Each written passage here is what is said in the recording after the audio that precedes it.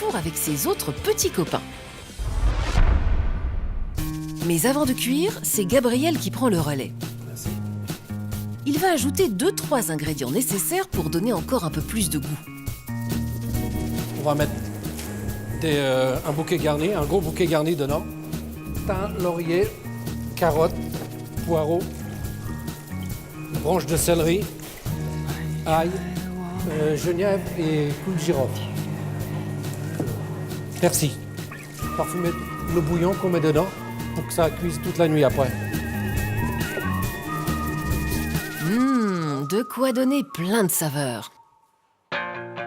Ça, c'est du bouillon avec des couennes qui cuisent pendant 24 heures avec, pareil, bouquet garni et de l'eau. C'est ce qui fait le bouillon, de la gelée épaisse. Le bouillon, on va le remplir jusqu'à ce que ça couvre la marchandise, ce qu'il y a là-dessus.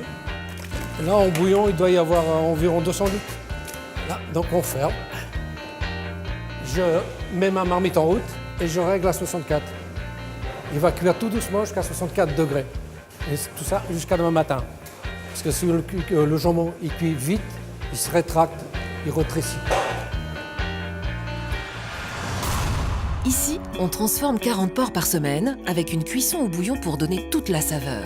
Alors justement, voyons voir le lendemain ce qui est devenu notre ballotin. Je les ai mis à refroidir avec du bouillon à 2 degrés pendant environ 20 à 24 heures à peu près. Une fois que c'est froid, il y a juste à enlever ça et bien ils sont prêts à manger, prêts à couper en tranches. Après avoir refroidi dans le bouillon à 2 degrés, j'ai bien envie de voir à quoi ça ressemble. Je vous en coupe un pour voir comment il est à l'intérieur. Voilà. Et voilà comment on passe d'une fesse bien charnue à un jambon plein de saveurs. Alors Gabriel, vous en pensez quoi? Extra, pas salé, il se tient bien, naturel. Ce sont 60 jambons qui vont être vendus par semaine. Maintenant que je sais comment se fabrique le jambon supérieur que je retrouve chez mon charcutier bien tranché, j'ai bien envie d'en savoir un peu plus sur le jambon à l'os. Je poursuis donc mon enquête. Direction la Bretagne en bord de mer. Dans la jolie ville de Louannec, je vais retrouver Nicolas, charcutier traiteur, qui vend un jambon à l'os maison et qui, a priori, fait parler de lui.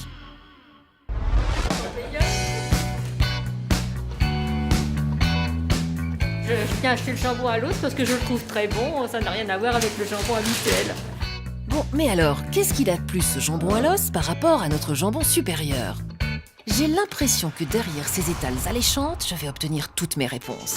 Allez-y, j'enfile mon tablier pour me faufiler dans les coulisses et bien comprendre cette différence. La différence entre les deux jambons, donc on a deux saumures différentes, une plus prononcée pour le jambon dit parisien, un jambon à la coupe, et une moins forte pour le jambon à l'os, de façon à préserver un goût plus puissant un petit peu au niveau gustatif. Donc, si j'ai bien compris, c'est une différence de saumure, la solution salée. Allez, c'est reparti avec un autre fessier porcin. Demi-cochon, hop. On va sortir le jambon.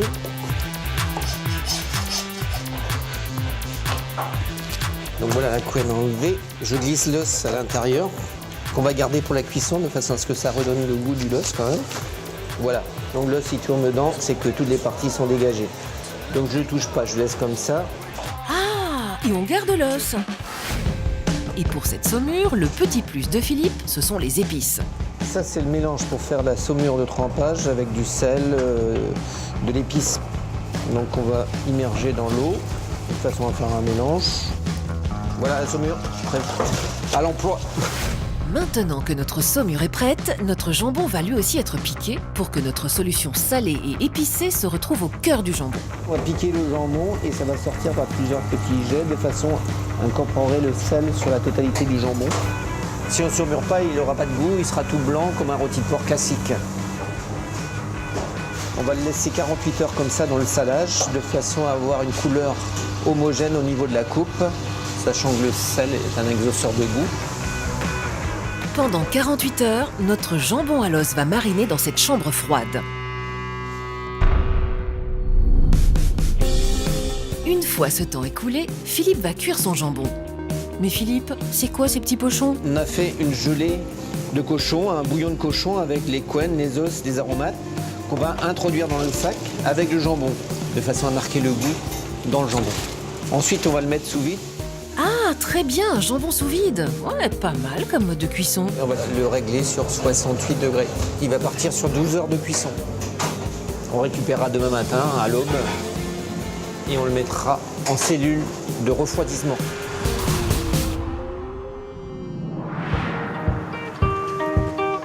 Alors voyons voir le résultat après cette nuit en cellule de refroidissement. Ça m'a l'air plutôt pas mal, mais qu'en pense notre chef? C'est une couleur plus pâle qu'un industriel. Ici, on peut apercevoir toutes les parties de la noix du jambon. Si c'était un industriel, tout serait homogène. Tandis que là, on a conservé un petit peu toutes les qualités du jambon. Donc voilà un jambon à l'os traditionnel qui va être commercialisé dans notre maison. J'ai bien compris la différence entre le jambon supérieur et le jambon à l'os fait maison. Et je dois avouer que le jambon de Philippe titille mes papilles et pas seulement les miennes. J'achète spécialement ce jambon à l'os là, coupé au couteau s'il vous plaît, parce qu'en fait le goût est bon et puis le jambon il a une texture qui est ferme. C'est délicieux, ça fond dans la bouche. C'est plus sec, c'est plus naturel, je trouve. Bon, en règle générale, on essaie de sortir que du bon, quoi. Hein. Maintenant que je sais tout du cochon au jambon, j'ai bien envie de savoir si cette charcuterie si appréciée est bonne pour notre santé. Je vais retrouver Brigitte Danchin, nutritionniste, qui va tout me dire. Et surtout, si tout est vraiment bon dans le cochon. Bonjour Brigitte Danchin. Bonjour Fred. Aujourd'hui, on parle ensemble de jambon. Alors d'abord, est-ce que c'est bon le jambon pour la santé? Le jambon, c'est excellent pour la santé. Le jambon, c'est une protéine. Mais le jambon, on le trouve quand même au rayon charcuterie, donc ça veut dire que c'est pas non plus l'aliment le plus light qu'on puisse trouver. Mais en fait, le gras, il est autour. Et donc, si on retire le gras, il n'y a aucun problème. Vous avez trouvé la bonne astuce. Absolument. Est-ce que le jambon, c'est bon quand on suit un régime, qu'on fait attention à sa ligne? Et c'est idéal quand on a envie de suivre un équilibre alimentaire, si on fait un petit peu attention à son poids. Le jambon, c'est matin, midi, soir, quand on veut. Vraiment, j'ai rien à dire sur le jambon, sinon que c'est très bon. Et quelle est la différence entre jambon cuit et jambon cru? Le souci du jambon cru, c'est qu'il y a un petit peu plus de gras Et de sel. et de sel. Donc c'est peut-être moins bon pour la santé? Au bon moment et dans les bonnes proportions. Voilà, ça restera toujours. ça c'est votre maxime. Mais vous avez bien absolument, raison. parce qu'elle est adaptable constamment. On est en France, on aime les bonnes choses et que Ouais. je préfère qu'on mange quelque chose de naturel et qui soit bon. On en mange moins, mais au moins on apprécie les vrais goûts, les vraies textures, les vraies choses. D'accord. Et moi qui adore le sandwich au jambon, le jambon beurre, le fameux, est-ce que c'est bon pour ma santé? Est-ce que j'y ai droit? Le jambon beurre, c'est pas le jambon qui me gêne dans le jambon beurre. Laissez-moi deviner, c'est le beurre, le pain C'est aussi, le c'est beurre ça? et c'est le pain. On n'est plus dans l'équilibre. Aïe. C'est-à-dire, il nous manque des légumes verts, il manque des crudités. Je préférerais toujours avoir le jambon d'un côté, un morceau de pain de l'autre, et puis une petite salade composée. C'est-à-dire, on peut reconstruire, mais avoir des meilleures proportions. Bon. Merci beaucoup Brigitte. Merci pour vos conseils. À présent que le jambon m'a livré tous ses secrets, place aux endives. Même si je connais l'endive et qu'il m'arrive de la déguster crue ou cuite, je me suis toujours demandé d'où venait cette jolie perle blanche. Alors, où cultive-t-on ce légume si croquant? Plutôt dans le nord ou dans le sud?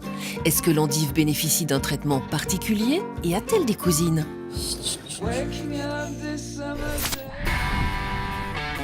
Pour tenter d'en savoir plus, je ne vais pas perdre une minute. Direction la Picardie. Et c'est à l'aube que je retrouve Charles qui gère toute la logistique d'une coopérative d'endives. Et a priori, je ne tombe pas vraiment au bon moment. Il faut envoyer toutes les remorques à l'usine, même s'il y a un petit trou, après j'en aurai d'autres plus. Un coup de fil qui se révèle être une urgence. Nos endives seraient-elles menacées? Pour le savoir, je vais suivre Charles. Allez, c'est parti pour le 24 heures chrono de l'endive. Nous sommes dans une région de polyculture élevage, nous sommes dans le Valois géographiquement.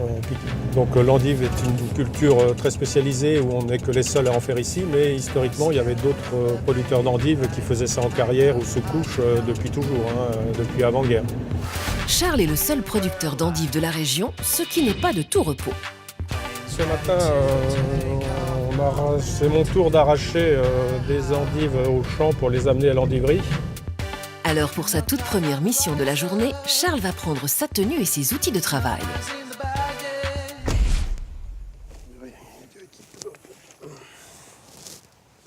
Les bottes quand même, ça évite de cirage.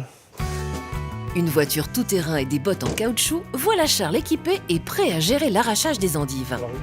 On produit entre 6000 et 6400 tonnes d'endives vendues par an. Le premier secret de l'endivier, c'est d'être un bon cultivateur et bien faire pousser les endives au champ. Un bon champ fera toujours une bonne endive, un mauvais champ ne fera jamais une bonne endive. Cette année, on a des endives qu'on levait tardivement, avec un peu d'ensoleillement à l'automne, ce qui fait qu'elles sont mûres maintenant. Donc on ne peut pas les arracher avant, même s'il fait beau. Et en plus, l'endive craint le gel. S'il y a des gels à -6, -7 plusieurs fois, l'endive peut être détruite au champ. Donc tout ça, c'est le métier, quoi. C'est un métier difficile, l'endive. C'est compliqué de A à Z. Un métier difficile qui demande beaucoup de maîtrise et de précaution. Nous arrivons sur le champ avec ces énormes tracteurs que l'on appelle des arracheuses et feuilleuses. Un nom un peu barbare pour un travail fastidieux d'une grande précision. Le poste des arracheurs est un mauvais poste en ce moment puisque c'est non-stop avec des journées très très longues. Il n'est pas question qu'ils rentrent chez eux pour manger, ils sont volontaires, parce que bon, s'ils ne voulaient pas, ils ne le feraient pas. Mais ça fait partie du métier, en agriculture, lorsque ça va bien, on n'arrête pas. Et si Charles est tendu, c'est que le temps presse, la météo est capricieuse. Et aujourd'hui, il doit arracher beaucoup d'endives. Alors, le champ fait 17 hectares. Normalement, on arrache 8 hectares par jour par machine quand il n'y a pas de souci. Bon, mais voyons voir de plus près comment est arrachée notre endive. L'arracheuse a une feuilleuse à l'avant qui doit couper ces feuilles-là pour ne laisser qu'un trognon avec 1 cm de feuille qui sera à l'origine. Et ensuite, il y a 9 socs qui vont chercher la racine à 10 cm sous le sol et qui la remontent et qui la nettoient sur un circuit de nettoyage avant de la mettre dans les remorques qui suivent et qui emmèneront donc ces racines à l'endiverie qu'on verra tout à l'heure. Le marathon continue. Charles vérifie que tout se passe bien auprès de son chauffeur. J'en profite pour monter dans son tracteur un peu spécial et pour tout vous dire, je suis impressionné. Écran de contrôle, télécommande qui ressemble plus à une manette de jeu vidéo, doigté impeccable et précis, ces commandes ultra modernes permettent un arrachage millimétré. L'outil le plus dur, c'est d'aller droit. On a un socle de 11 cm, donc il faut mettre la racine, le rayon dans les 11 cm. Une machine endive, il faut absolument la mettre dans les rangs. Après, quand on a pris l'habitude, c'est comme quand on passe son permis, au début c'est difficile et après ça va tout seul. Mais au fait, Charles, ce que vous avez arraché, c'est une racine, pas l'endive que je connais. Cette racine va refaire des feuilles lorsqu'elle sera en chambre de forçage. Et c'est ce bourgeon terminal qui va faire l'endive, qui sera blanche parce qu'elle sera à l'abri de la lumière, sinon elle sera verte. On sème environ 250 000 graines à l'hectare au mois de mai. Il nous faut un climat suffisamment arrosé avec des bonnes températures tout l'été et au printemps. Et un climat plutôt sec à l'automne pour que les maladies ne soient pas présentes. Donc ça fait beaucoup de paramètres. La culture de l'endive mérite effectivement un traitement sous haute protection et la météo fait partie des préoccupations de Charles. Voilà ce qui arrive lorsque l'on sème l'endive trop tôt et que le climat n'est pas serein, c'est-à-dire qu'il fait trop froid. Elle monte à graines et elle ne fera jamais d'endive. Elle va faire un petit sapin de Noël avec plein de graines. Et pour nous, c'est une catastrophe. Bon, une partie de nos racines sont récoltées, Charles semble rassuré. Pour l'instant, ça va bien, les racines sont propres. Il n'y a pas trop d'ornières dans les champs, donc pour l'instant, c'est bien. Pourvu que ça dure. Alors, direction l'endiverie. Et ce que redoutait Charles arrive. C'est la météo du mois de novembre, c'est comme ça. Mais bon, cette année, ce qu'il y a de gênant, c'est qu'il n'y a jamais de longues périodes sans pluie. Enfin, c'est toujours 2 jours sans pluie, donc ça n'a pas le temps de sécher pour permettre des bons travaux. Et ça, c'est gênant. Il ne pleut pas des quantités énormes, mais il pleut tout le temps. Mais bon, pour l'instant, il ne pleut pas trop encore. Soyons optimistes.